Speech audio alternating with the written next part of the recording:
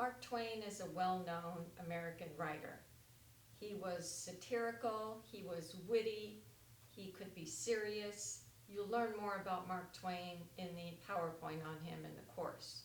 Mark Twain is well known for Huckleberry Finn and Tom Sawyer.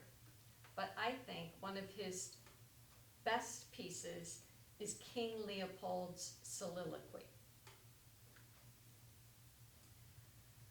Let's look at the purpose, the genre, and the audience for King Leopold's Soliloquy. The purpose is reform. As many of the texts that we have read in this class, starting with A Modest Proposal, writing can serve an important purpose other than just to entertain or to amuse us. It can serve a purpose of trying to make a change in society, and that was the purpose of King Leopold's Soliloquy. Mark Twain wanted a worldwide audience, and his purpose was to change the situation in the Congo at the time.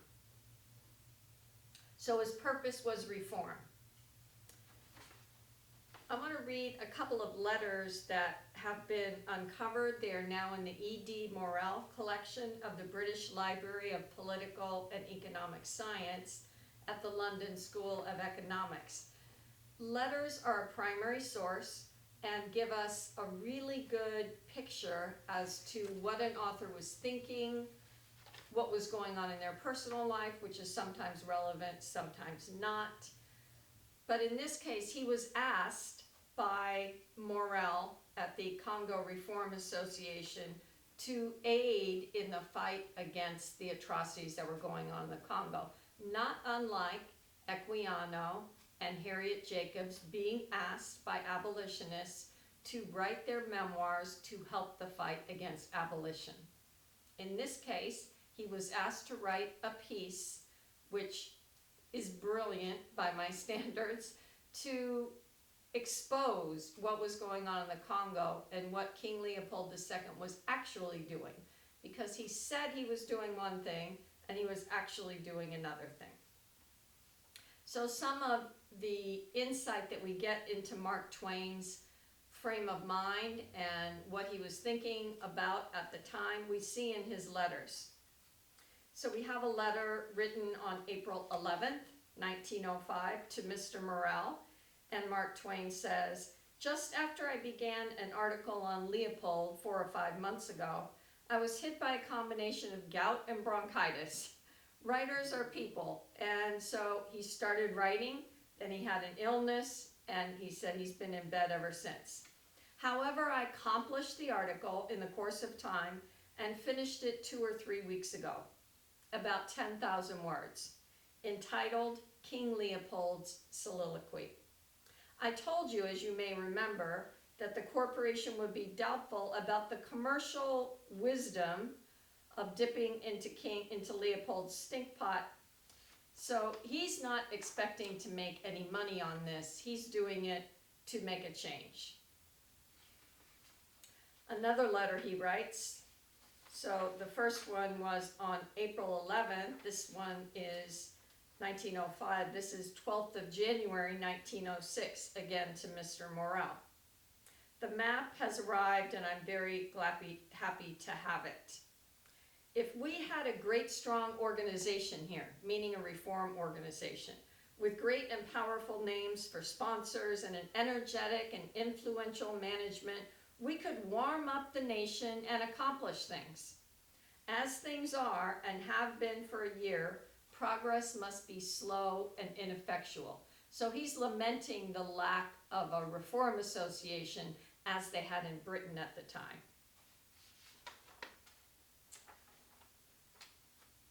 And he has another one, January 8th, to Dr. Barber. I have retired from the Congo. So he was asked to write a piece. He wrote a piece. He got it out there. He's not going to have anything else to do with Congo. I was not able to do it until this morning. For several weeks, I have been trying to get back to where I started something more than a year ago when I told Mr. Morel I would write an article on the Congo and stop there. that I would not tie myself to any movement of any kind, nor be officially connected with the movement of any kind in a way which would lay duties and obligations upon me. For I know myself, and I knew that the minute I should begin to feel my perfect freedom menaced, I would immediately tear myself loose and be free. We don't know how much of this is serious and how much of it is tongue-in-cheek, but we do get the idea that he wanted to make a change. He was serious about making a change, but he didn't want to make a lifelong commitment to the movement. So the purpose is reform. The genre is political satire. We've read political satire. We read that in A Modest Proposal. Political satire, it's a soliloquy. What's a soliloquy? A soliloquy is a long speech, usually with no audience, usually a person thinking out loud, as opposed to a monologue, which is one person talking, but often there is an audience, either one person or a bigger audience, so they know that somebody is listening. A soliloquy is more like, I wonder what I'm going to do this morning. So this is words that Mark Twain is putting in the mouth of King Leopold. Who's the audience? The audience is people who care about injustice in the world. It's a worldwide audience, but in this case, it's a European audience and an American audience. It was published in English, French, German, and Italian. King Leopold's enemies. So in the pamphlet,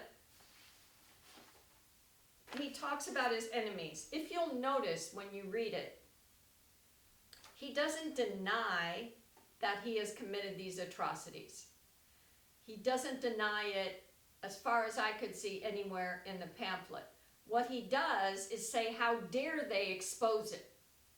And every time I read this, I'm reminded of political leaders in other countries and even in our country. One of his enemies is the press. We see this in countries around the world where the press is restricted. In China, where the press is, just recently through this coronavirus, the press was told they could only give the party line. In India, a country which is on lockdown now, the press was told they could only express what the president was saying. And that's a democratic country. In this country, if people in the press are too harsh against the president, he will say a lot of negative things about them or say they're not allowed into the press briefing room. Okay, so the press, he considered to be an enemy, King Leopold. The camera was one of his greatest enemies. At this time, the camera didn't lie. There was no photoshopping and changing an image. What the camera took, that was the actual image. And the camera took pictures, as you'll see when you read it, of Africans with hands chopped off. And as you read that part, the soldiers were given a gun with a certain amount of bullets. And in order to make sure that they were using those bullets to actually kill Africans, every time they used a bullet and killed an African, they were supposed to chop off a hand and bring it back. They would count the hands and the bullets left, and it should match up to how many bullets they went out with. But occasionally, they'd want to use the bullet for some other reason, maybe to kill an animal or I don't know what. So they would chop off the hand of a living person and bring it back, and so they'd have another bullet to use for something else. So they're pictures taken of the atrocities committed. And there was nothing really that King Leopold could say in defense of that except, I didn't do it and I didn't know they were doing it, but there's evidence. And he said the camera is the only enemy he couldn't bribe. Missionaries were his enemies. There were missionaries in the Congo from England and from other countries, and they were working with the people, and the people began to trust them, and the people would tell them stories. And the stories would reveal the atrocities that were happening in the Congo at the time. King Leopold's fake news. I gave it this title because this is so common now to talk about fake news. These are things that he says he has done that he has not done. Spent millions on religion and art. Nope. He's going to root out slavery and stop slave raids. He basically enslaved almost a whole country. So, not true. Lift up those 25 millions of gentle and harmless blacks. That's my goal. Nope. I'm going to welcome the missionaries. Nope. God approves. He says that since God hasn't said anything or intervened, God must approve. Silence is consent in his eyes. A commission of inquiry was formed, and the commission of inquiry was to look into some early reports of these atrocities and see if they were really true or not. The commission of inquiry consisted of some people very close to King Leopold. So there were questions about that. They pointed out that it was a commission composed wholly of my Congo butchers, the very men whose acts were to be inquired into. So there were some people who were very close to the president, and there were a few more impartial people on the committee.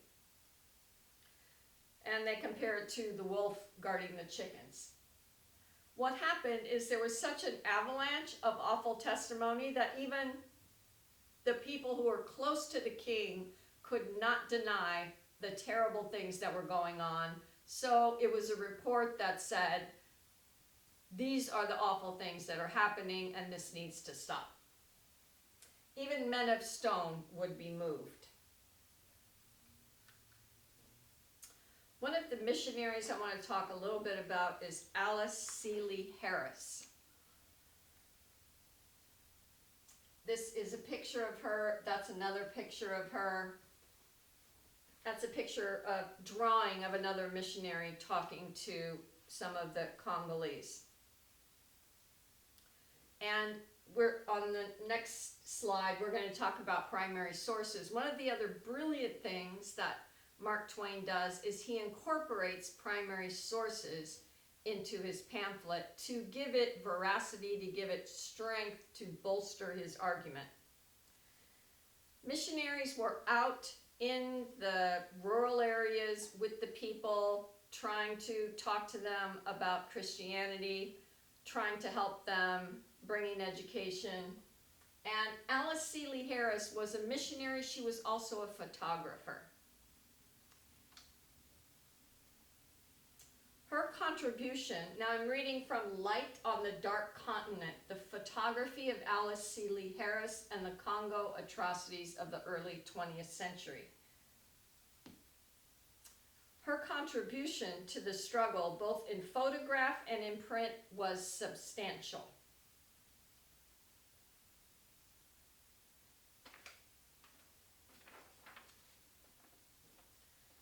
She documented, both in writing, getting stories from the Africans, and with her photographs, that there were monthly quotas set for each village. So a quota of how much rubber you had to bring in, or whatever the natural resource was. Failure to meet these quotas would lead to sanctions. First there was whipping, then the women were held hostage, then the women were raped, and then people were killed. So it got progressively worse in the outcome, and she documented that and recorded that. As I said, to be certain about the use of bullets, the guards were instructed to cut off the right hand of each person they killed and return it to European officials. She documented that, she talked to people, and she took photographs. Her photographs began to be used widely, and she and her husband traveled throughout the United States, addressing more than 200 meetings. And E.D. Morel of the Congo Reform Association used these images to help bring about attention to what was happening in the Congo.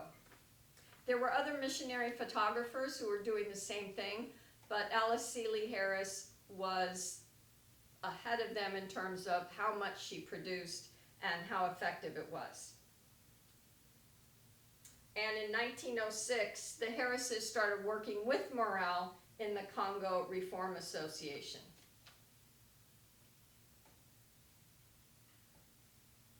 So it was a very critical piece, along with Mark Twain's piece, George Washington Williams' piece, Booker T. Washington was involved, all of these pieces working together to institute a change. Primary sources. So when you're writing an essay, you're asked by your professor to include documentation, to include resources. So you have an idea and you're writing an essay about it, but you're asked to find a scholar or an expert in the field and read their work and quote them in your essay. That gives veracity to your essay, it strengthens your essay. Even better if it's a primary source. That's a source at the time. An original source could be a letter, could be a newspaper article, written by a person who was there at the time.